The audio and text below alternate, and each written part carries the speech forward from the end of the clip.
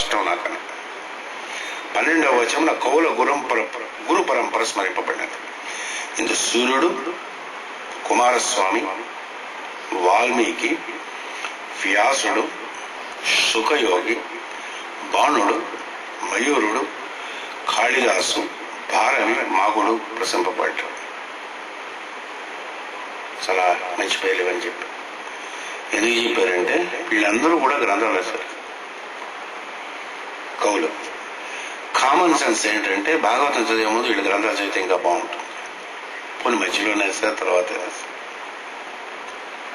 వాళ్ళు రాసినటువంటివి ఎంత రసవత్తరమైనటువంటి ఇది చదవనటువంటి వాడు గడిదా బతికింది, మనము బతికాం, అంతకన్నా ఇంకెంత. గాడిద పుట్టి పెరిగి విశాఖపట్నంలో అటు ఇటు తిరిగి రోడ్ల మీద తిరిగి చచ్చిపోయింది, మనం పొరిగాం విశాఖపట్నం రోడ్డు మీద తిరిగాం, చచ్చిపోయాం.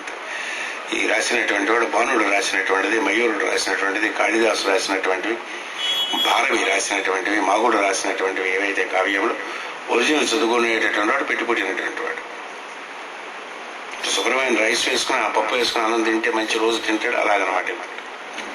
లేకపోతే మూరి మిక్చరు మిరపకాయ బజ్జీలు తిని కడుపు నింపుకునేవాడి కింద లెక్క. ఎవరికన్నా వాడికి కొన్నాడు.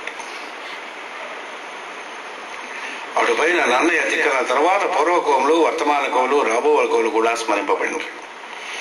ఇందు సూర్యుని కవిగా స్తుతించడం వేదమంత్రముల సంప్రదాయం. సూర్యుని కవిగా స్తుతించాడు. అరుణమునందు సౌరమునందు సూర్యుని కవి అని పేరుతో పిలుస్తారు. మనకి ఎప్పుడైనా అరుణ సౌరణాలు కూడా మీనింగ్ మనం చెప్పుకోవాలి. సంస్కృతాంధ కవి స్థితి అయిన వెనక పోతన తాను ఉభయ కావ్య కారణ దక్షుడనే తెలిపాను. ఇంతకు ముందు తిక్కన కూడా ఉభయ కావ్య